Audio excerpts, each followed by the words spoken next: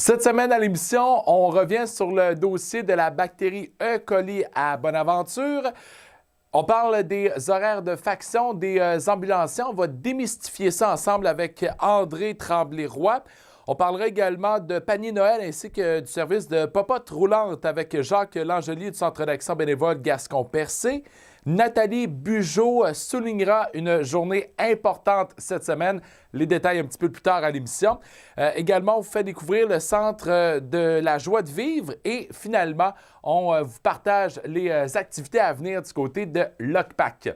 Bienvenue à l'Hebdo 4, l'émission d'actualité de Télévague qui vous résume en une demi-heure, 30 minutes, pas plus, ce qui s'est passé dans la région. On commence du côté de Bonaventure alors que ça fait près de 3 semaines que la bactérie E. coli a été détectée dans le réseau d'eau potable de la ville de Bonaventure, ce qui inquiète les citoyens. Alors, je suis allé rencontrer le maire Roch Audet à ce sujet et on parlera également du dossier de l'Arena. Monsieur Audet, le dossier de l'eau potable, ça fait jaser depuis 2 semaines. Qu'est-ce qui se passe avec ça actuellement? Bien, actuellement, malheureusement, on a reçu encore des avis, pas des avis, c'est des résultats qui nous démontrent qu'il y a des coliformes totaux à l'intérieur, encore en trop grande quantité. Mais ce qu'il faut préciser à ce niveau-là, c'est qu'en raison de notre qualité d'eau, c'est ce que j'ai dit l'autre fois, c'était paradoxal, on a une qualité d'eau, mais quand elle vient affectée par des E. coli ou trop de coliformes, bien, il faut aller vers les avis d'ébullition, c'est qu'on a une eau qui est vulnérable. Donc, elle n'est pas traitée, elle est naturelle, donc ça laisse place au développement de ces bactéries. Toutefois, quand il y en a de ces bactéries, ce qu'on nous recommande, parce qu'on ne peut pas faire de traitement, on n'a pas le système de traitement en place pour pouvoir faire des traitements à choc, c'est de faire bouillir l'eau pendant 5 minutes. Donc, on peut la consommer. Fait là, depuis je pense que c'est le 10 ou le 13 novembre, en tout cas dans ces eaux-là, il y a eu des coliformes, pas des coliformes, mais un E. coli qui est apparu. Puis, ce que le ministère nous demande à ce moment-là, c'est d'arriver à 2 tests, 2 analyses d'eau avec aucun coliforme, aucun E. coli. Donc, c'est un peu difficile à obtenir parce qu'on a toujours des coliformes dans l'eau, mais en quantité minime. Puis ça, c'est permis par le ministère d'avoir un niveau de coliforme pas trop élevé. Mais quand il y en a trop, il faut aller en avis d'ébullition aussi. Mais pour l'instant, on en a encore qui apparaît dans les tests. Mais on s'attend, en tout cas, moi, je m'attends que sous peu, ça devrait se résorber parce que ça devrait se régler en raison du froid qui vient faire en sorte que les coliformes ne se développent plus. Les gens mettaient ça sur la faute sur les travaux de la rue Louisbourg. Est-ce que c'est le cas? Écoutez, on peut mettre la faute sur plein de choses. On a 22 km de réseau, 22 km de réseau qui peut être affecté partout. Nous, ce qu'on a fait, on a fait dans la dernière année que la stratégie en eau potable, on se doit de faire beaucoup de tests, beaucoup d'analyses, toujours dans l'optique de possiblement aller vers le traitement de l'eau. Okay? Donc, depuis 2 ans, on a mis en place avec la stratégie d'eau potable, par l'entremise de la taxe d'assises, donc du financement pour réaliser ces analyses-là. On met tout en place pour la quantité d'eau perdue dans nos tuyaux, l'analyse de l'eau aussi, à savoir si elle est bonne ou pas bonne. Donc, on a tout ça, on a à faire on a différents tests à faire pour arriver vers la démonstration de notre obligation ou pas d'aller vers la mise en place de compteurs d'eau ou encore de traitement de l'eau. Là, actuellement, on fait nos tests toujours aux mêmes endroits. On a réussi à savoir qu'on n'a pas beaucoup de fuites dans notre réseau. Donc, ça, c'est une bonne nouvelle. Donc, on n'a pas beaucoup de perte d'eau, on n'a pas beaucoup d'infiltration. C'est ce que ça vient dire. On sait que notre source d'eau, notre puits, notre source d'eau est pas affectée par aucun coliforme. Donc, elle est bonne. C'est sûr, c'est dans le réseau en quelque part, entre la route Dillon puis la rue Lafayette. Donc, nos tests disent, parfois, ça peut être une prise d'eau à tel endroit, à tel autre endroit que les tests deviennent négatifs, mais où le coliforme ou le E. coli s'est développé, ça, on ne peut pas vraiment le savoir. Ça peut ne pas aider que les niveaux des travaux, mais à chaque fois qu'on touche aux bonnes fontaines ou qu'on fait des réparations, on met toujours le réseau à risque parce qu'on fait des travaux, donc l'eau n'étant pas traitée, on met tout ce système-là à risque. Fait que c'est pour ça qu'on s'en va vers le traitement de l'eau d'ici, je vous dirais, 2 ans peut-être. D'ici 2 ans, est-ce qu'on va avoir également une nouvelle aréna? Bien, c'est le souhait. Hein? On aimerait ça. C'en est où actuellement, les travaux? Comme mentionné lors des élections, on a déposé au gouvernement provincial et fédéral notre demande de transfert vers une construction neuve. Donc, de maintenir le niveau de financement qu'ils nous ont autorisé, mais pour le niveau de financement pour la rénovation vers la construction neuve. On a fait de la démonstration qu'on arrivait au même coût. Puis, on s'attend que d'ici Noël, d'ici les fêtes, on ait de l'information à ce niveau-là pour qu'en janvier, on puisse informer le monde du projet où on est rendu avec le comité de travail. Connaissez-vous les horaires de faction des ambulanciers? Vous savez que c'est l'un de leurs points majeurs dans leur grève actuellement. Eh bien, on démystifie le tout avec André Tremblay-Roy de la Fédération des travailleurs préhospitaliers du Québec. L'horaire de faction, c'est un horaire qui a été établi de façon temporaire dans les années 80, 89, autour d'eux. C'est un horaire qui fait en sorte que les travailleurs, et même paramédics, se retrouvent à répondre aux appels, mais sur une période de faction de 7 jours consécutifs, 24 heures sur 24. On s'entend qu'ils doivent, sur 7 jours consécutifs, dormir, manger, faire leur vie quotidienne. Pour la plupart, vont demeurer à leur domicile. Donc, ils sont sur appel. Ils ont un radio, le même type de radio que les horaires à l'heure, mais le radio est programmé différemment et reçoivent un appel et doivent se rendre à leur véhicule. Ils doivent demeurer dans un trajet de 5 minutes du véhicule ambulancier. Ça veut dire aussi, je suis sur un horaire de faction dans le cadre de mon travail. Je suis délégué syndical, mais je suis aussi paramédic. Et ça peut occasionner des délais quand même importants, 7 à 8 minutes, avant que je puisse partir sur l'appel 911. Pourquoi? Je suis à mon domicile. On approche la saison hivernale. Je sors de mon domicile. On est dans une tempête. Bien, ça peut nécessiter que je déneige mon véhicule. Je réussisse à sortir de ma cour parce que, comme tout citoyen, la charrue passe devant mon entrée, moi aussi. Bien, tout ça ajoute au délai avant que le véhicule ambulancier part. Je dois partir de chez moi, me rendre au véhicule et je demeure à un trajet de 5 minutes d'où sont stationnés les véhicules ambulanciers pour les horaires de faction où je travaille. Et c'est la même chose à Bonaventure. C'est comme ça que c'est des horaires de faction qui sont établis et un des véhicules à Passevillacq aussi. On augmente les délais en raison des horaires de faction de façon importante. Et c'est un horaire qui est aussi assez difficile à vivre pour les paramédics parce que c'est 24 heures sur 24. Il y a des règles CSST qui s'appliquent lorsqu'ils n'ont pas suffisamment de repos dans une période de 24 heures ou une période de 16 heures. Je ne rentrerai pas dans ces détails-là, mais ça reste que c'est des horaires qui demandent beaucoup pour les paramédics qui travaillent sur un horaire de faction. Et ce qu'on veut, lorsque les paramédics se présentent à la maison, que ce soit des gens qui soient en forme, dispo, parce que, comme les infirmières, lorsqu'on devient sujet à une trop grande fatigue, c'est là où les erreurs médicales sont possibles. Et c'est pour ça que, de notre côté, on considère que les horaires de faction ont nullement leur place en 2017 au Québec. La plupart des provinces canadiennes n'ont plus cet horaire-là. En 2007, ça a été aboli du côté du Nouveau-Brunswick. Puis les payeurs de taxes au Nouveau-Brunswick, on ne parle pas de la même quantité de payeurs de taxes. Ils ont réussi à le faire, eux, avec à peu près 5 à 600 000 de population. Je ne sais pas les chiffres exacts. Au Québec, on parle de 8 millions de population. Je pense que ça serait peut-être le temps de réfléchir à complètement éradier ces horaires-là, les retirer de l'offre de service. Y a-t-il des projets présentement pour l'abolition de ces horaires de faction-là? Il y en a du côté de la négociation, parce qu'il faut savoir aussi qu'on est en négociation avec le gouvernement depuis mars 2015, et je vous rappelle qu'on est en 2017, c'est passablement long.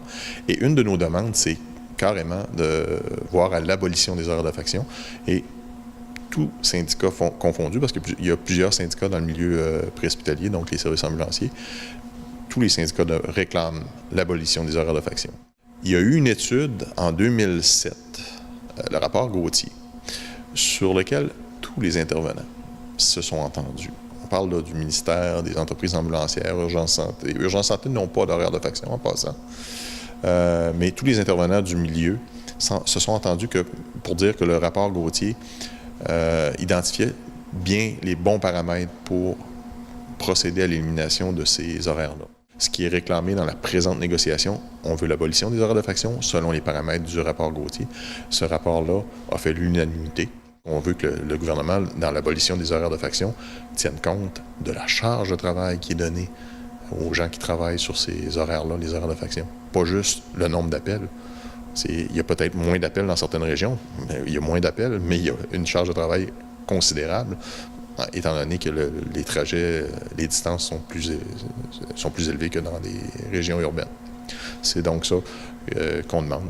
Et il va falloir qu'on arrête de définir des paramètres au gré du vent ou n'importe comment au Québec, puis s'établir sur des choses sérieuses. Comme le rapport Gauthier, c'est un rapport qui a été présenté au gouvernement et je ne sais pas en quoi on cherche encore à trouver d'autres paramètres quand il y en a des paramètres qui sont clairs, précis et qui donnent la voie à suivre.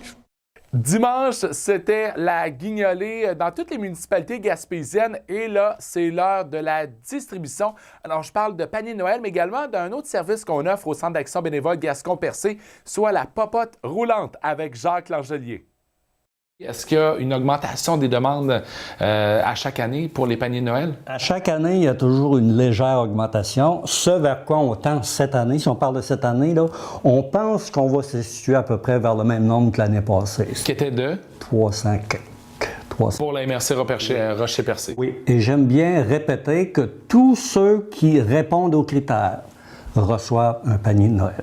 S'ils n'ont pas reçu de panier de Noël, il faut encore voir les raisons pour lesquelles ils n'ont pas reçu. Alors, il y a un formulaire. Le formulaire, on l'a épuré un peu cette année. C'est très important qu'il y ait de la transparence dans nos affaires. Parce que ça, là, c'est pas l'argent du gouvernement du Québec. C'est l'argent de monsieur, madame, tout le monde, de la MRC Rocher-Percé. Alors, on se doit d'administrer ces argents-là à la loupe.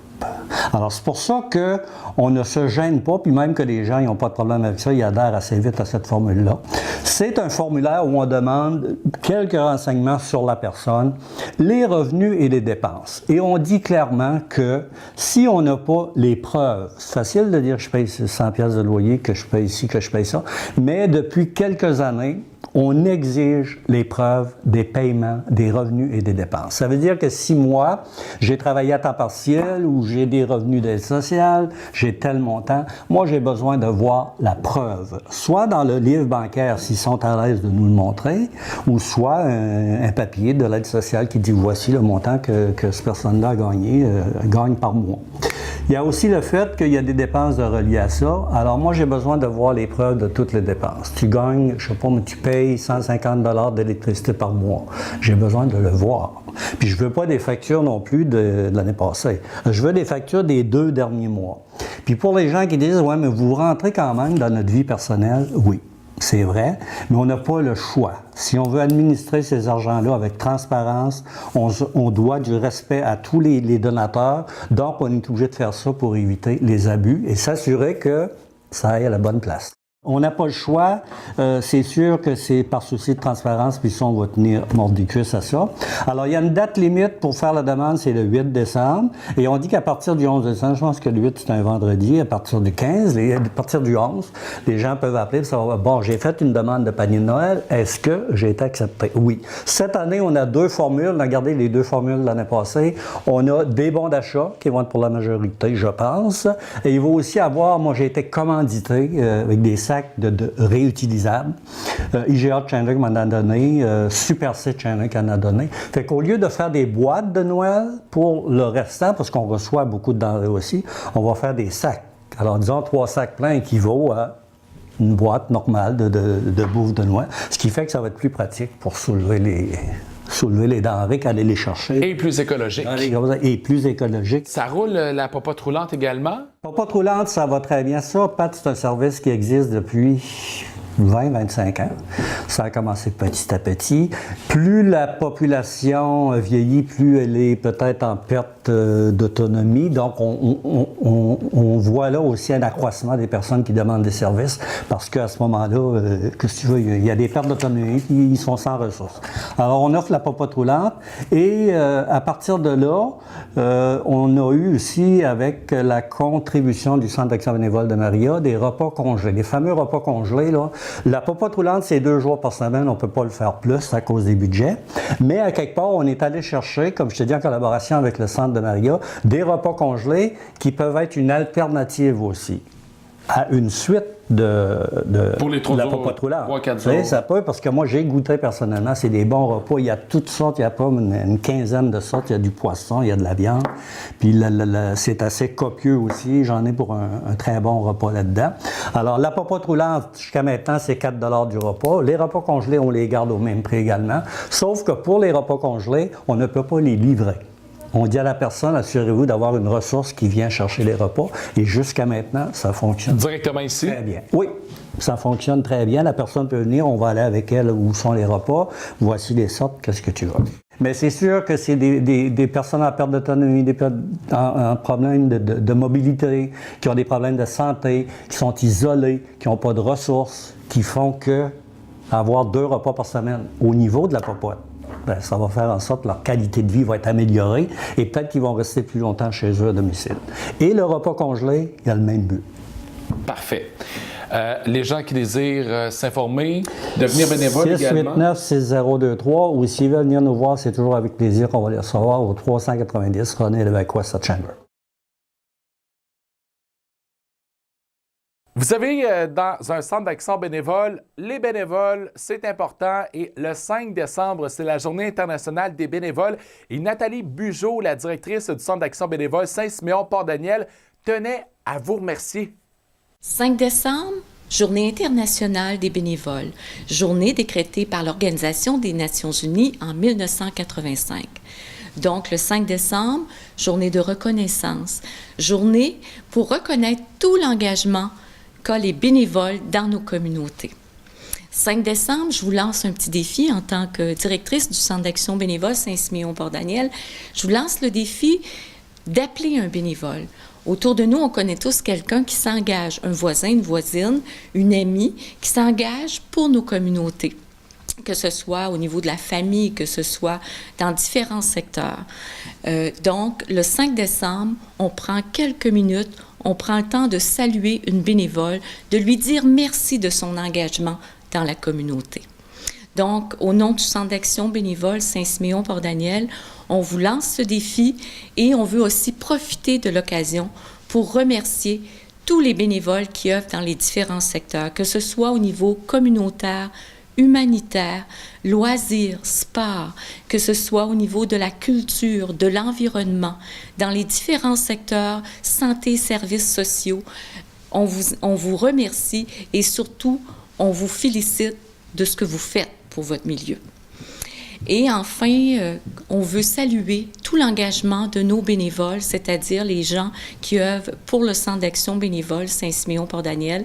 On n'a qu'à penser à tous les bénévoles qui étaient sur la route ce dimanche 3 décembre et qui étaient là par le biais des clubs sociaux, que ce soit les Chevaliers de Colomb, les clubs des 50 ans et plus, comité de pastoral paroissial, pompiers volontaires, les maisons de jeunes, tout ça, tous les organismes qui étaient là, les bénévoles de ces organisations qui étaient là pour venir soutenir le Centre d'action bénévole dans la Grande Guignolée dimanche dernier, que ce soit tous nos bénévoles, par exemple, qui œuvrent durant l'année en accompagnement transport, popote roulante, petits plats givrés, que ce soit pour venir, par exemple, pour le dépannage vestimentaire pour les familles, aller donner du répit à une nouvelle maman, que ce soit, par exemple, venir désinfecter des équipements.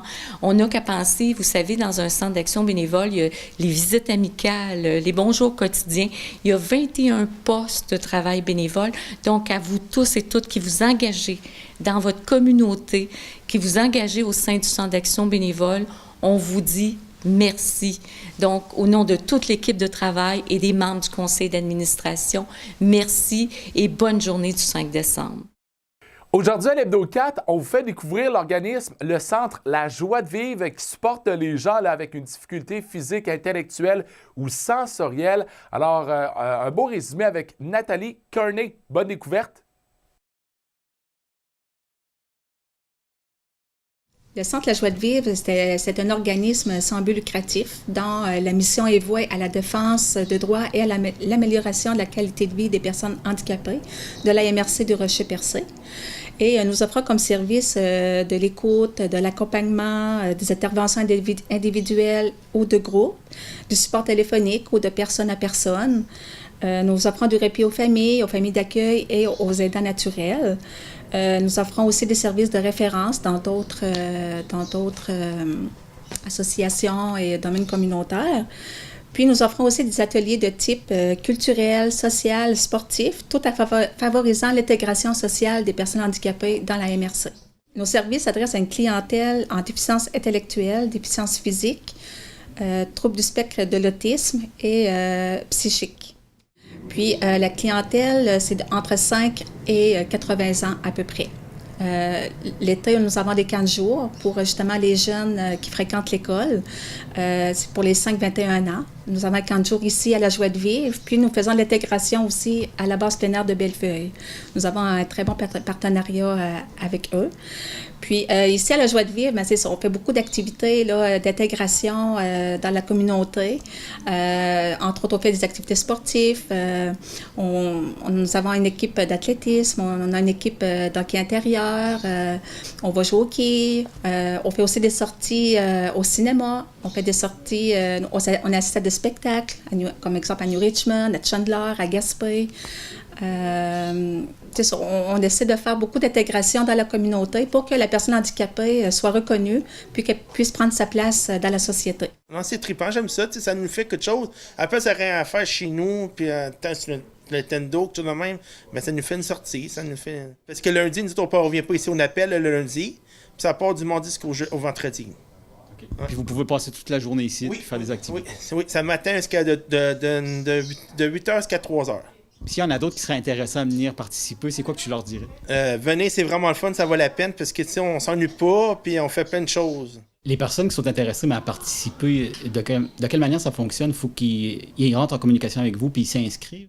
Oui, dans le fond, c'est que le plus souvent, c'est comme les CLSC ou les centres de réadaptation qui font partie du CI 3S qui nous réfèrent des personnes. À ce moment-là, la personne vient nous rencontrer.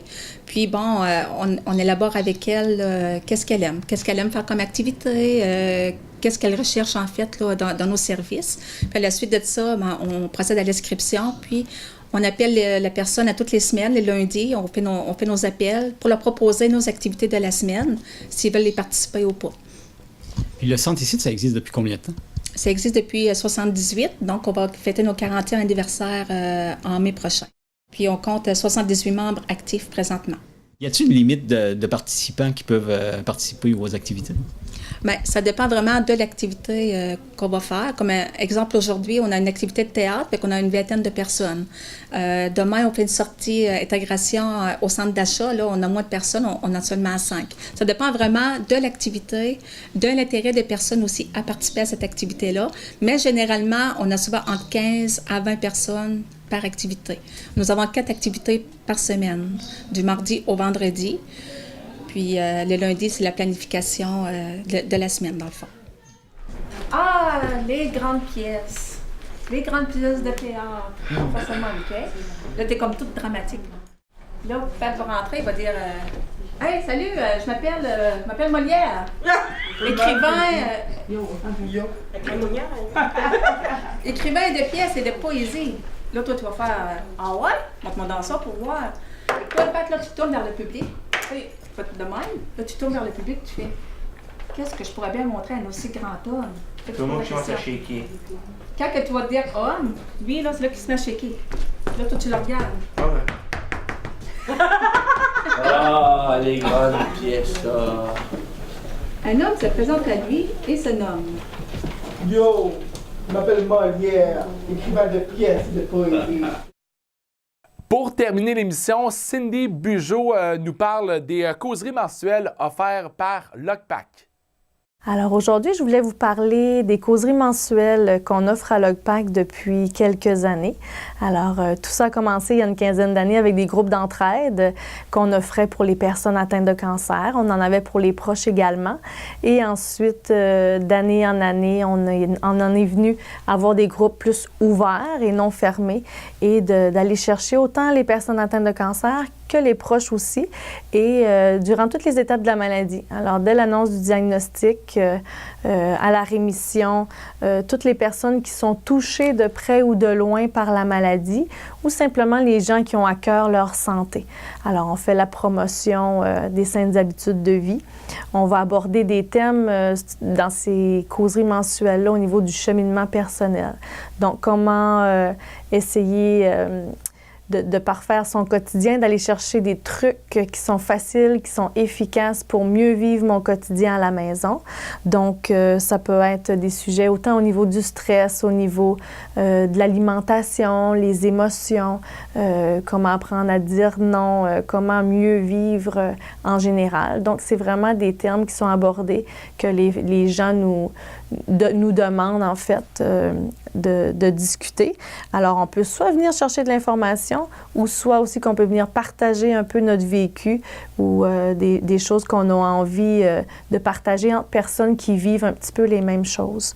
En fait, c'est des rencontres de petits groupes, souvent qu'on va aller chercher à peu près entre 6 et 8 personnes. Ça peut être une dizaine maximum. Donc, autant des hommes que des femmes. Comme je vous disais, c'est vraiment ouvert à toute la population. Vous pouvez venir seul ou accompagné. Donc, c'est vraiment intéressant. Aussi, on en a 6 sur le territoire gaspésien. Alors, on en a à Matapédia, ensuite à Saint-Omer. On a Caplan également. On a Port-Daniel-Gascon, Chandler et Gaspé et Saint-Anne-des-Monts. Alors, on a 6 endroits où vous pouvez participer à nos causeries mensuelles et c'est une fois par mois, à peu près toujours le même temps dans le mois, dépendamment du secteur. Alors, vous pouvez appeler à l'OGPAC pour vous inscrire, pour avoir plus d'informations aussi. Et je voulais vous dire que souvent, c'est le premier pas qui est le plus difficile à faire. Souvent, on est gêné, on ne sait pas trop à quoi s'attendre, mais c'est vraiment des belles rencontres. C'est en toute confidentialité, c'est chaleureux, c'est intime et c'est vraiment pour avoir un petit moment de répit, pour venir chercher vraiment des belles ressources puis repartir avec de la belle énergie. Alors, ça vaut le détour. Appelez-nous, puis on va pouvoir vous donner plus d'informations par rapport à ça. Donc, vous n'êtes pas seul et venez chercher l'énergie du groupe qui est vraiment intéressante.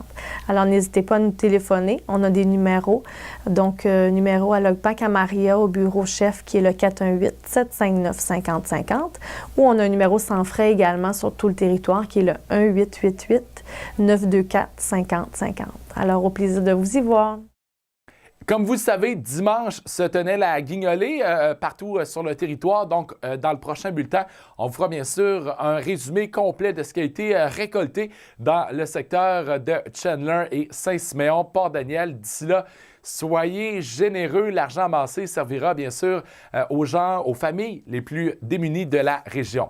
Si vous avez une information, une nouvelle à nous transmettre, vous pouvez le faire via notre page Facebook, également notre site Internet, par courriel, ou vous pouvez également vous présenter à nos locaux. Même chose si vous désirez vous impliquer au sein de votre télévision communautaire Télévague. Là-dessus, passez une belle semaine. On se reparle la semaine prochaine. Salut!